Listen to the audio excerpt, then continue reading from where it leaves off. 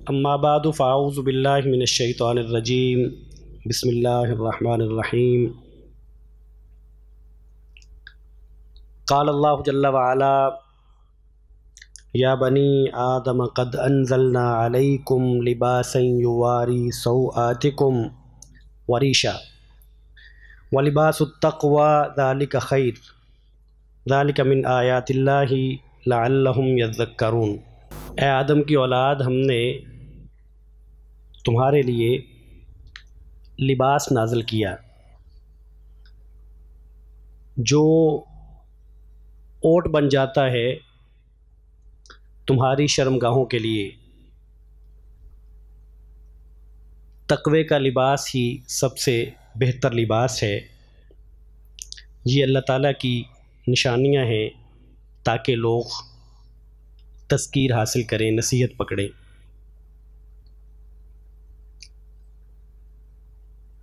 لباس جو میں نے اور آپ نے پہنا ہے،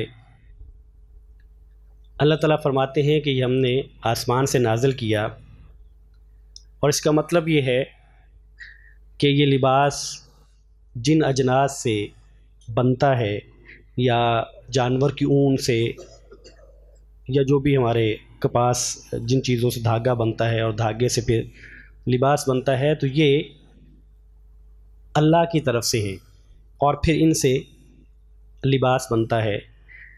اور اللہ تعالیٰ نے یہ بات ذکر کرنے کے بعد اس لباس کا مقصد بتایا کہ لباس اس لیے اتارا ہے تاکہ یہ اوٹ بن جائے، یہ حجاب بن جائے، یہ دیوار بن جائے تمہاری شرمگاہوں کے لیے، وریشہ، اور یہ زینت کا باعث بھی ہے۔ تو میرے اور آپ کے لباس یا بالعموم تمام لوگوں کا جو لباس ہے، اس کا بنیادی پہلا جو مقصد ہے وہ انسان کے شرمگاہ کو چھپانا ہے، انسان کے ستر کو چھپانا ہے۔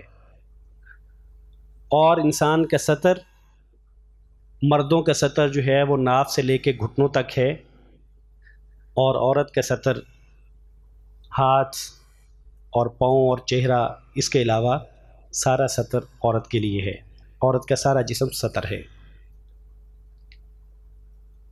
تو اللہ تعالیٰ نے اس لباس کے نازل کرنے کا مقصد یہ بتایا کہ اس کو چھپانا اس کا مقصد اول ہے، پھر یہ زینت کا باعث بھی ہے، پھر یہ انسان کو گرمی سے بچاتا ہے، یہ انسان کو سردی سے بچاتا ہے، اور بھی اس سے کافی فائدے حاصل کیے جا سکتے ہیں۔ جو لباس تو انسان کے ستر کو چھپاتا ہے وہ لباس ہے، اور جو انسان کے ستر کو نہیں چھپاتا وہ لباس نہیں ہے۔ وہ لباس اس لیے نہیں ہے کہ جب بھی کسی چیز کو کسی مقصد کے لیے پیدا کیا جاتا ہے یا بنایا جاتا ہے، اور وہ چیز اس چیز سے وہ مقصد پورا نہ ہوتا ہو، تو گویا کہ اس چیز کا وجود نہیں ہے۔ جس مقصد کے لیے وہ چیز بنائی گئی تھی، اگر اس سے وہ مقصد پورا نہیں ہوتا تو گویا کہ وہ چیز نہیں ہے۔ ایک انسان ایک دکان بنا لیتا ہے یہاں پہ کالج روڈ پہ، مقصد یہ ہے کہ اس سے میں روزگار حاصل کروں گا، میرے اور میرے بچوں کی روزی کا سلسلہ چلے گا، روزی نہیں ملتی۔ اب یہ نہ تو یہ کاروبار ہے اور نہ یہ دکان ہے، جس سے آپ کا جس مقصد کے لیے اس کو بنایا گیا تھا وہ پورا نہیں ہوتا۔ تو لباس کا مقصد انسان کے ستر کو چھپانا ہے، اور ستر کو چھپانا کیسے ہے؟ جیسے اوٹ، یعنی یہ دیوار ہے، یہ دیوار ہے، دیوار کے اس طرف کیا ہے مجھے نہیں معلوم کیا ہے، اور ان کے لیے دیوار کے اس طرف کیا ہے نہیں معلوم کیا ہے۔ رسول کریم صلی اللہ علیہ وسلم نے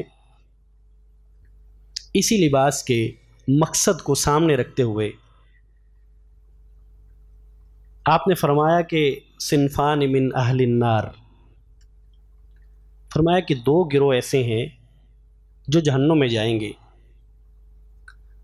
دو گروہ ایسے ہیں جو جہنم میں جائیں گے، لم ارہما، لیکن میں نے ان کو نہیں دیکھا، یعنی وہ اس وقت نہیں ہے، وہ بعد میں آئیں گے. نبی کریم صلی اللہ علیہ وسلم کی یہ پیشین گوئی بھی ہے، اور آپ صلی اللہ علیہ وسلم ان کے بارے میں ایک حکم بھی بتاتے ہیں کہ 2 گروہ ایسے ہیں جو جہنم میں جائیں گے، اب نہیں ہیں، میں نے ان کو نہیں دیکھا. فرمایا قوم معہم سیات کاذناب البقر. ایک تو وہ لوگ ہوں گے جن کے ہاتھوں میں کوڑے ہوں گے، جیسے گائے کی دم ہوتی ہے اس طرح کے ہاتھوں میں کوڑے ہوں گے، اور اس سے وہ لوگوں کو ماریں گے. یضربون بالناس، لوگوں کو اس کے ساتھ ماریں گے. مراد یہ ہے کہ ظلم کرنے والے لوگ موجود ہوں گے، ظالم لوگ جو بلا وجہ ناجائز طور پر، ناحق طور پر لوگوں پہ ظلم کریں گے، زیادتی کریں گے، تشدد کریں گے. اور اس میں وہ لوگ بھی ہیں جو حکمران ہیں، اور وہ لوگ بھی ہیں جو حکمران نہیں ہیں. عام لوگ عام لوگوں پہ ظلم کرتے ہیں. جو بھی جس سطح پہ بھی بڑا ہے، طاقتور ہے، اور وہ کمزور پر ظلم کرتا ہے. اور فرمایا وَنِسَاءٌ، اور دوسرا گروہ ان عورتوں کا ہوگا کاسیاتن عاریاتن. کاسیاتن کہ انہوں نے لباس پہننا ہوگا، عاریاتن لیکن وہ بے لباس ہوں گی. کاسیاتن لباس پہننا ہے، لباس پہنے ہوئے ہوں گی، عاریاتن لیکن بے لباس ہوں گی. اس کا مطلب کیا ہے؟ اس کا مطلب وہی ہے جو آج کے دانشور، جو آج کا میڈیا، اور جو آج کے بڑے بڑے نام قوم کو سمجھاتے ہیں. اس سے مراد وہی ہے. ریاست کا سربراہ یہ کہتا ہے کہ جو زیادتی کے واقعات ہیں یہ اس لیے بڑھتے جا رہے ہیں، اس میں ایک وجہ یہ ہے کہ ہمارے خواتین کے جو لباس ہیں یہ مختصر ہو گئے. اب یہ وہ بات تھی جو دانشوروں کو اچھی نہیں لگی، جو ہمارے نمائندے ہیں، مختلف ممبران ہیں، مختلف جماعتوں کے سربراہان ہیں، ان کو یہ بات اچھی نہیں لگی کہ یہ کیا بات کر دی، یہ بات تو ٹھیک نہیں ہے. اور پھر انہوں نے اپنی بات کو ثابت کرنے کے لیے اور سربراہ مملکت کی بات کو غلط ثابت کرنے کے لیے مثالیں بھی دیں. اور وہ مثالیں مثلاً یہ تھیں کہ اگر لباس پورا ہو تو کیا پھر زیادتی نہیں ہوتی؟ کیا جو چھوٹی چھوٹی بچیاں اور بچے ان کے ساتھ زیادتی ہوتی ہے تو کیا یہ لباس کی وجہ سے ہوتی ہے؟ اور کیا جتنے کیسز زیادتی کے آتے ہیں کہ سارے وہ ہیں جن عورتوں کے اور جن خواتین کے لباس شارٹ ہوتے ہیں، مختصر ہوتے ہیں؟ یہ بات اس لحاظ سے تو درست ہے. اس کا جواب نہیں ہے کہ ایسا نہیں ہے. ایسا نہیں ہے کہ سارے کیسز وہ آتے ہیں. ایسا بھی ہے کہ خواتین کے لباس پورے ہوتے ہیں لیکن لوگ اور درندے زیادتی کرتے ہیں، جبر کرتے ہیں. بچے جو ہیں وہ پورے لباس میں ہوتے ہیں اور زیادتی ہوتی ہے. یہ بات درست ہے. لیکن اس میں بات یہ ہے کہ یہ ایک وجہ ہے. اس کو اگر تو کوئی شخص یہ کہے، سربراہ مملکت کہے، میں کہوں، کوئی دوسرا تیسرا کہے کہ یہ واحد وجہ ہے لوگوں کے جذبات بھڑکانے کی اور ہیجان بپا کرنے کی، تو پھر تو یہ بات درست ہے. وجوہات تو اور ہیں، یہ بھی ایک وجہ ہے، اور بھی ہیں. وجوہات میں سے ایک وجہ یہ ہے اور ایک بڑی بنیادی اور بڑی وجہ ہے، تو یہ بات درست ہے. تو بات پوری کرنے کی بجائے بات کو گھما کے، بات کو آدھا کر کے قوم کے سامنے رکھا جاتا ہے. اب ایک صاحب نے بڑی اچھی بات لکھی. اس نے کہا کہ یہ بتائیں کہ اگر لباس پورا پہننے کی وجہ سے بھی زیادتی کے کیسز ہو جاتے ہیں، یہ دلیل اس بات کی ہے کہ لباس خواتین جیسا مرضی پہنے، جیسا چاہیں سو پہنے، باریک لباس پہنے، ٹائٹ لباس پہنے، شارٹ لباس پہنے، جیسا چاہیں پہنے، کیونکہ زیادتی تو ہو جاتی ہے. اگر دلیل یہ ہے تو انہوں نے لکھا کہ مجھے یہ بتائیے کہ آپ کے یہاں جو کرونا کی وبا ہے اور اس کے لیے جو آپ کی حکومت کروڑوں یا جتنے بھی اربوں روپے جتنے بھی لگا چکی ہے اس کمپین پہ، کہ احتیاط کیجئے. مساجد میں آپ نے ڈسٹینسنگ کروا دی. آپ نے کہا کہ ٹھیک ہے احتیاط کی بات ہے. آپ نے کہا ہاتھ نہ ملائیں, 3 فٹ کا فاصلہ رکھیں, ماسک پہنیں, ساری احتیاط کروائی. کیا یہ بتائیے کہ یہ ساری احتیاط اس بات کے لیے لازم ہے کہ جس بندے نے احتیاط کی ہے وہ بندہ بچ گیا ہے؟ کیا یہ ضروری تھا اور ضروری ہے؟ ہم نے کتنی مثالیں ہمارے سامنے آئیں کہ لوگوں نے ملنا جلنا چھوڑ دیا, الگ ہو گئے لیکن مبتلا ہو گئے. چونکہ یہ پوری احتیاط کر رہے تھے, اس کے باوجود یہ کورونا میں مبتلا ہو گئے. تو کیا یہ بات اس بات کی دلیل ہے کہ سارے احتیاط چھوڑ دیں؟ چھوڑ دیں. حکومت کو کہہ دینا چاہیے کہ کوئی ایس او پیز نہیں ہے, چونکہ فلاں بندہ جو ہے اس نے بڑی احتیاط کی تھی اور اس احتیاط کے باوجود چونکہ وہ اس وبا میں مبتلا ہو گیا, لہذا آج کے بعد احتیاط کرنے کی کوئی ضرورت نہیں ہے. کیا ایسا ہونا چاہیے؟ ایسا نہیں ہے. احتیاط ہمیشہ کی جاتی ہے. اگر احتیاط کرنے کے باوجود بھی کوئی نقصان ہو جائے, احتیاط پھر بھی کی جاتی ہے. آپ گھر کا تالا لگا کے رکھتے ہیں, ایک چوکی دار آپ گلی میں رکھ کے سوتے ہیں, چوری ہو جاتی ہے, تو آپ کیا کہتے ہیں؟ اس کو بھگا دو, سارے اپنے گھروں کے تالے کھول کے سویا کریں چونکہ احتیاط کا فائدہ ہی نہیں ہوا. ایسا نہیں ہے. اس لیے رسول کریم صلی اللہ علیہ وسلم فرماتے ہیں, اور پھر بات یہ ہے کہ آپ کھلی بات کریں. آپ اسلامی ریاست میں رہتے ہیں, آپ کھلی بات کیا کریں, 2 ٹوک بات کیا کریں, سیدھی بات کریں لوگوں کے ساتھ. یہاں مسلمان بستے ہیں, آپ کا دعویٰ ہے آپ بھی مسلمان ہیں, ہم بھی مسلمان ہیں, یہ ریاست اسلامی ہے, تو کہا کریں, میں ہمیشہ یہ بات کہتا ہوں, تو کہا کریں کہ جو نبی کریم صلی اللہ علیہ وسلم نے ہمیں دین دیا ہے اور جو پیغام دیا ہے اور جو زندگی گزارنے کے اصول دیے ہیں وہ ٹھیک نہیں ہے, وہ ٹھیک نہیں ہے. یہ کہا کریں. کیوں نہیں کہتے آپ لوگ؟ کیوں نہیں کہتے؟ یہ بات لوگوں کے اشخاص کے نام لیتے ہیں. جو دیندار ہے, کوئی صحافی دیندار ہے اس کا نام لیتے ہیں, کوئی ویسے کوئی دیندار آدمی اس کا نام لیتے ہیں, مولوی کا نام لیتے ہیں. بھائی نہ لیں. مولوی سے صرف یہ پوچھیں کہ مولوی صاحب یہ جو حدیث آپ بیان کر رہے ہیں کیا یہ آپ کی اپنی بات ہے یا آپ کے پاس اس کا حوالہ ہے؟ مولوی صاحب سے پوچھیں کہ مولوی صاحب یہ جو آیت آپ نے پڑھی ہے یہ واقعتاً اللہ کا حکم ہے, یہ قرآن مجید میں موجود ہے کہ نہیں ہے؟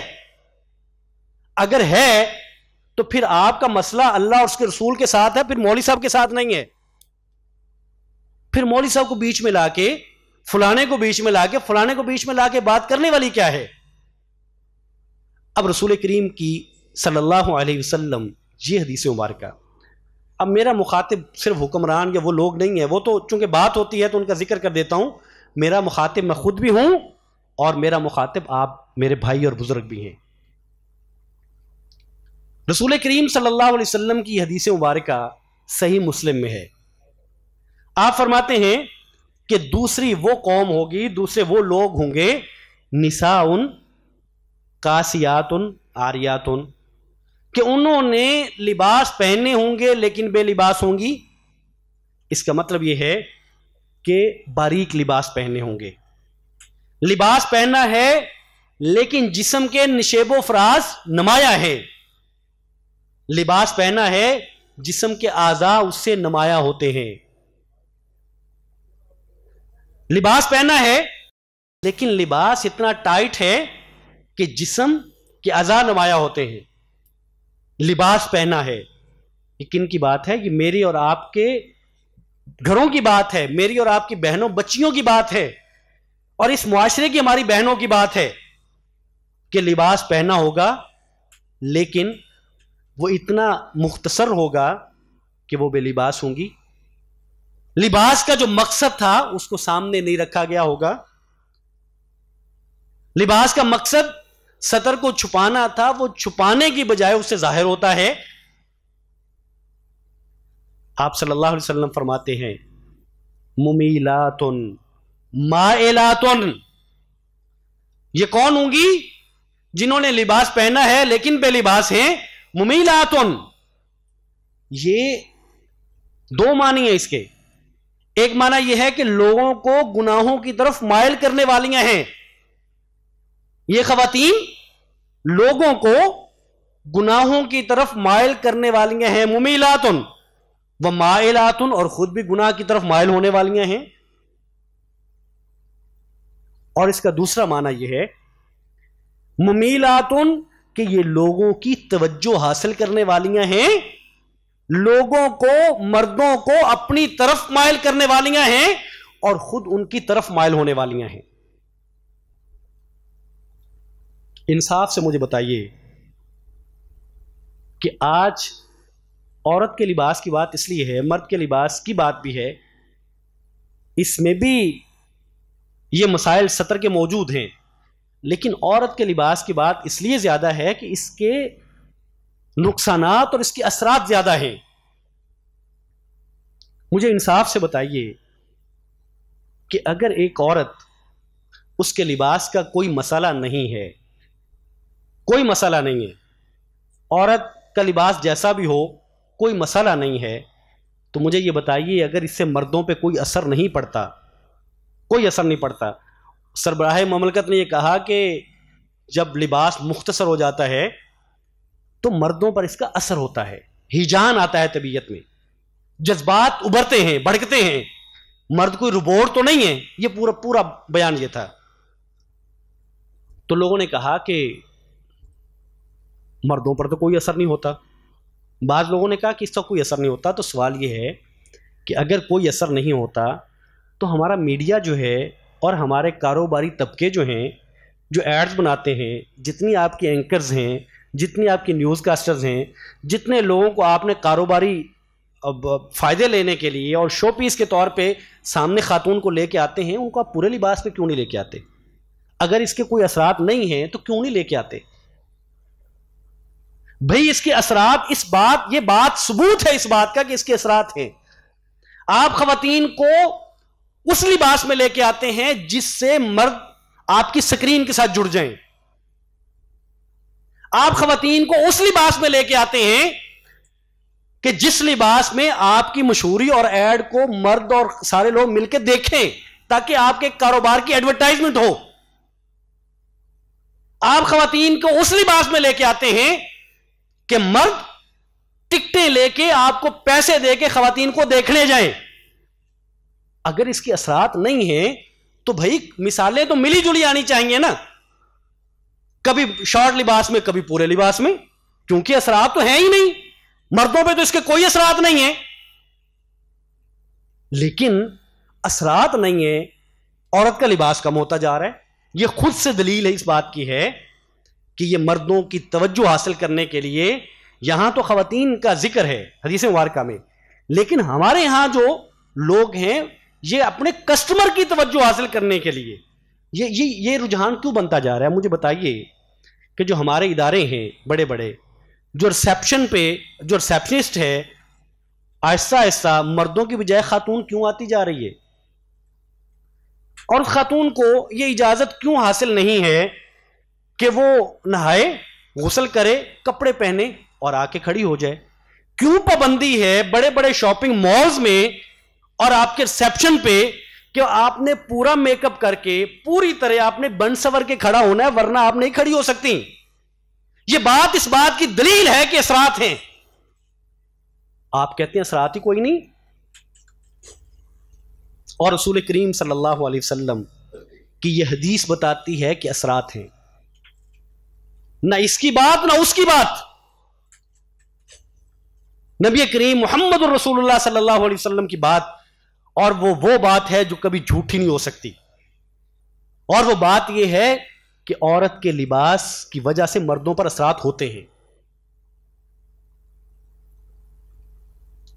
تو رسول کریم صلی اللہ علیہ وسلم فرماتے ہیں، ایک اور ان کی علامت بتا دی، رؤوسہن کاسنمۃ البخت المائلہ، کہ ان کے سر جو ہیں وہ اونٹوں کی کوہان جو پیچھے کی طرف جھکی ہوئی ہوتی ہے اس کی طرح ہوں گے، جیسے ہمارے خواتین بالوں کو اکٹھا کر کے یہاں پہ کھڑا کر لیتی ہیں.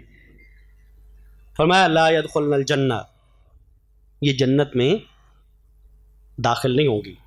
وَلَا يَجِدْنَ رِيحَهَا، جنت میں داخل ہونا دور کی بات ہے، نبی کریم صلی اللہ علیہ وسلم فرماتے ہیں کہ وہ جنت کی خوشبو کو بھی یہ دونوں طرح کے لوگ نہیں پا سکیں گے۔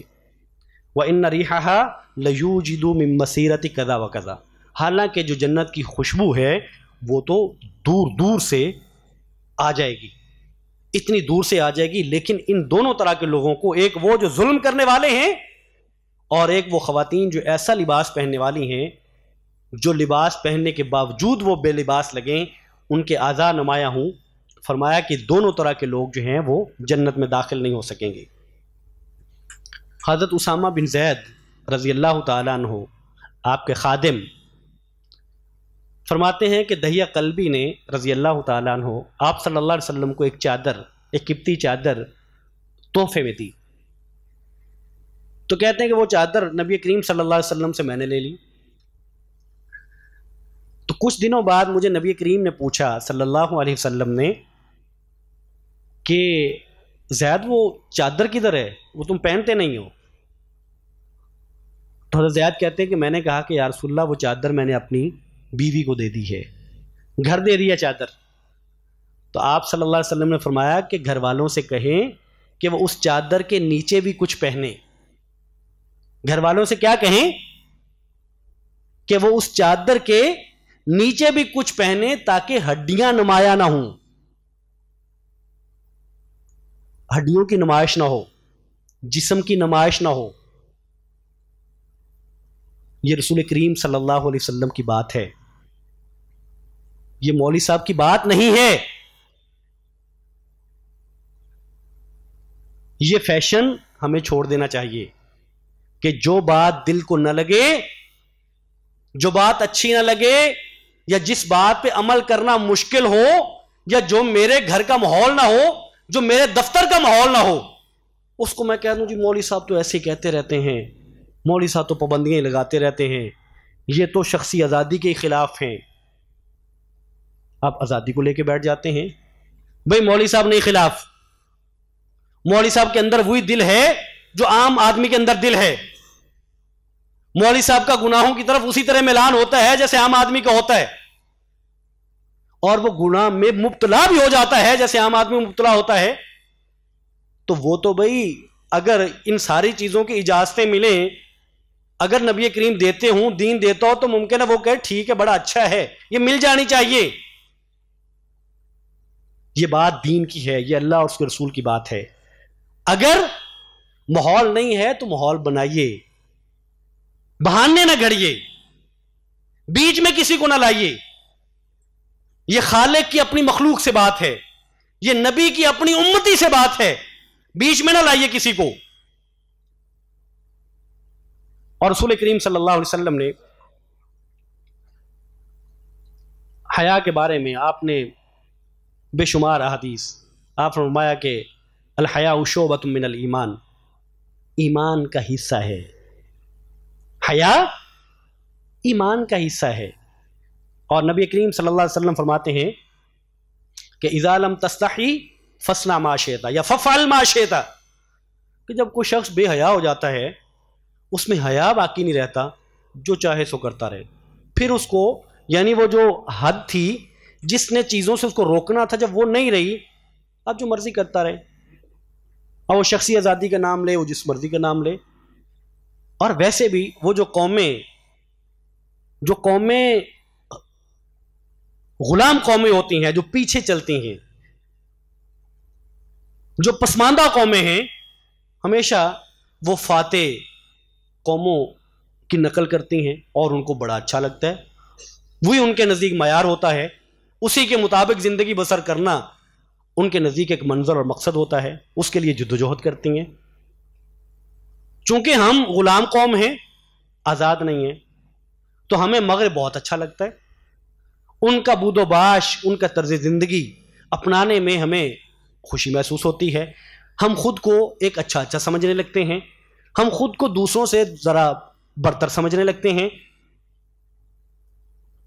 اور وہ لوگ جو یہاں تک جا چکے ہیں، اس مغرب کے اندر بھی آپ کو کیا لگتا ہے کہ کیا سارے لوگ ایک جیسے ہیں؟ ایسا نہیں ہے۔ اس مغرب میں حیا والے لوگ موجود ہیں. اب یہ کچھ سال پہلے یورپی یونین کی جو پارلیمنٹ ہے، یا کم و بیش کو 27 یا کم و بیش اتنے ممالک کی وہ ایک یونین ہے، پارلیمنٹ میں ایک خاتون جو ایک وہاں کمیٹی بنی، اس کمیٹی کی سربراہ خاتون تھی، تو جو اس نے اپنی سفارشات وہاں اس کے سامنے رکھی تو اس میں یہ بات رکھی. سفارشات میں سے ایک سفارش یہ تھی کہ میڈیا کے ذریعے جو فحاشی اور عریانی کی ترویج ہو رہی ہے اس کو روکا جائے، اس کو روکا جائے. اور اس نے کہا کہ مرد عورتوں کے ساتھ جو رویہ اپناتے ہیں اور جس طرح عورت کو کاروباری مقاصد کے لیے شو پیس کے طور پہ پیش کیا جا رہا ہے، یہ عورت کے لیے عورت کی عزت اور احترام کے منافی ہے. اور اس میں وہ کہتی ہے کہ مجھے نہیں معلوم، مجھے نہیں سمجھ آ رہا کہ کیا ایسا ہو کہ عورت کی عزت دوبارہ سے بحال ہو جائے. اب یہ وہ عورت ہے جس کے پیچھے ہماری عورت چلنا چاہتی ہے، جس کو وہ اوج ثریا پہ اور کمال کے درجے پہ دیکھ رہی ہے، وہ عورت واپس آنا چاہتی ہے. عزت حیا ایک قیمتی متاع ہے، اور عورت اگر اس کو سرے بازار نیلام کر دیتی ہے تو عورت کے پاس کیا ہے اور مرد کے پاس کیا ہے، دونوں کی بات ہے. اس لیے کہ قرآن مجید میں اللہ تعالیٰ نے پہلے مردوں کا ذکر کیا، قُلْ لِلْمُؤْمِنِينَ يَغُضُّوا مِنْ أَبْصَارِهِمْ، کہ نبی مومنوں سے کہہ دیں کہ اپنی آنکھیں نیچے رکھا کریں، اپنی آنکھیں جھکا کے رکھیں اور اپنی شرمگاہوں کی حفاظت کریں. اور پھر عورتوں سے کہا کہ نبی عورتوں سے بھی کہیں کہ اپنی آنکھیں جھکا کے رکھیں. تو انسان مرد ہو یا عورت ہو، مرد کا جو لباس ہے، جو کم از کم لباس ہے، میں اس کی بات کر رہا ہوں، کم از کم کی، وہ ناف سے لے کے گھٹنوں تک ہے، اس کو ستر کہتے ہیں.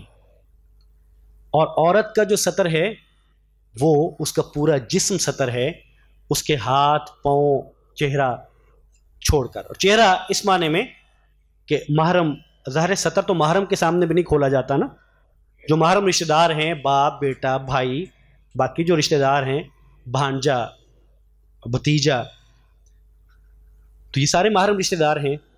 تو ستر عورت ان کے سامنے بھی نہیں کھول سکتی، ستر اس کو کہتے ہیں. تو محرم رشتہ داروں کے سامنے بھی عورت اپنے بال گھر میں رہتے ہوئے بال کھلے چھوڑ سکتی ہے، چہرہ چھوڑ سکتی ہے، گردن ہے جو علماء نے لکھا، اور ہاتھ ہیں پاؤں ہیں. اور غیر محرم مردوں کے سامنے تو انسان کی چہرہ بھی نہیں کھول سکتی.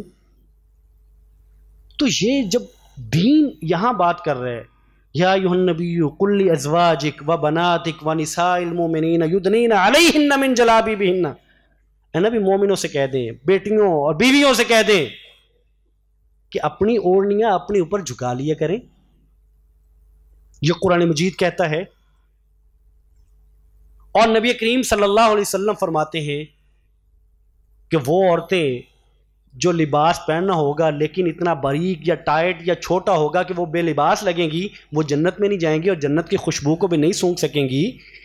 اب یہ دونوں باتیں اللہ اور اس کے رسول کی باتیں ہیں، یہ کسی اور کی نہیں ہے. آرگو کیسے ہو سکتا ہے؟ دعویٰ اسلامی ریاست کا ہے، آپ بات کریں تو آپ کو جھٹ سے لوگ بتاتے ہیں کہ آپ دین کے ٹھیکیدار ہو، ہم بھی مسلمان ہیں. بھائی بڑی خوشی کی بات ہے، یہ تو بہت اچھا ہے. نبی کریم صلی اللہ علیہ وسلم نے اپنی زندگی کھپا دی لوگوں کو اسلام میں لانے کے لیے، اور ایک دیندار، اور اگر علماء انبیاء کے وارث ہیں تو ان کا بھی یہی کام ہے کہ لوگوں کو دین میں داخل کریں، کوشش کریں، نیکی کی طرف لائیں. بڑی اچھی بات ہے. اب اس سے اگلی بات کیا ہے؟ اگر مولوی صاحب ٹھیکیدار نہیں ہیں، آپ بھی مسلمان ہیں، تو اس سے اگلی بات کیا ہے؟ مولوی صاحب بھی کہتے ہیں کہ ٹھیکیداری اور دینداری اور اسلام ہونے کا تقاضا یہ ہے کہ اللہ اور اس کے رسول کی بات مانی جائے. یہاں مسئلہ کیا ہے؟ یہاں کیوں نہیں مانی جاتی؟ یہاں کیوں تعویلات کی جاتی ہیں؟ یہاں کیوں ادھر ادھر کی باتیں کی جاتی ہیں؟ حکم واضح ہے. تو باہر صورت آج کے اس خطبہ میں صرف اتنی گزارش کرنا چاہتا تھا اور کر رہا ہوں کہ ایک اللہ اور اس کے رسول کے جو احکامات ہیں، ایک ہے انسان سستی کاہلی کی وجہ سے اس سے ہٹ جاتا ہے اور وہ اس کو محسوس کرتا ہے کہ میرے سے وہ غلطی ہو گئی، مجھے یہ کام کرنا چاہیے میں نہیں کر پا رہا، اور اس پہ اندر ہی اندر کڑتا ہے، کوشش کرتا ہے، اللہ سے معافی مانگتا ہے. یہ ایک رویہ ہے. اور ایک رویہ ہے کہ جو چیزیں مجھے پسند نہیں ہیں، میں نے ادھر ادھر کی باتیں اکٹھی کر لی ہیں، میں لوگوں کے ساتھ مباحثے کرتا ہوں، لوگوں کے ساتھ گفتگو کرتا ہوں کہ تم ثابت کرو کہ یہ کیسے ٹھیک ہے، میں ثابت کرتا ہوں کہ یہ نہیں ٹھیک. یہ ایک دوسرا رویہ ہے. ایک غلطی اور اوپر سے اس کے دلائل لا کے پوری بحث کرنا ہے. تو اسلامی ریاست میں اللہ اور اس کے رسول کی جب بات آتی ہے تو پھر اس کے سامنے سرخم تسلیم ہوتا ہے، پھر اس میں دعوے اور اس میں باتیں اور اس میں آرگو نہیں ہوتا. تو یہ جو لباس کی بات ہے، لباس کی بات کوئی کرے، وہ سربراہ مملکت کرے، وہ کسی جماعت کا سربراہ کرے، وہ عام مسلمان کرے، جو بھی بات کرے، جو دین کی بات کرے گا اس کی بات بڑی ہے، اس کی بات ماننے والی ہے، قابل قدر ہے. اور جو اس کے خلاف جائے گا گویا کہ وہ اس وقت اس کے خلاف نہیں، اللہ اور اس کے رسول کے دین اور عمومی تعلیمات کے خلاف جا رہا ہے جو اسلام نے دی ہیں. تو میں وقت ہو گیا، خلاصتاً ذکر کر دیتا ہوں کہ لباس جس کو قرآن مجید کہتا ہے کہ یا بنی آدم قد انزلنا علیکم لباسا یواری سوآتکم وریشا، کہ اے آدم کی اولاد ہم نے تم پر لباس نازل کیا، اور اس لباس کا مقصد تمہاری شرمگاہوں کی حفاظت ہے، اوٹ بننا ہے، شرمگاہوں کو ڈھانپنا ہے اور زینت ہے. اور جو لباس اس مقصد کو پورا نہیں کرتا وہ لباس نہیں ہے. اور نبی کریم صلی اللہ علیہ وسلم فرماتے ہیں کہ وہ عورتیں جو ایسا لباس پہنے کہ لباس پہننے کے باوجود وہ بے لباس ہوں، ٹائٹ ہو، باریک ہو، مختصر ہو، وہ ایسے ہے جیسے لباس نہیں پہنا، آریاتن جیسے وہ بے لباس ہیں. اور فرمایا کہ ایسی عورتیں جنت میں داخل بھی نہیں ہوں گی اور وہ جنت کی خوشبو تک کو بھی نہیں پا سکیں گی. اللہ تعالیٰ مجھے اور آپ کو اور مجھے، میری بہنوں، میری بیٹیوں کو، آپ سب ہماری بہنوں اور بیٹیوں کو توفیق دیں کہ وہ لباس پہنے جو اللہ اور اس کے رسول کو پسند ہے. وآخر دعوانا الحمدللہ رب العالمین.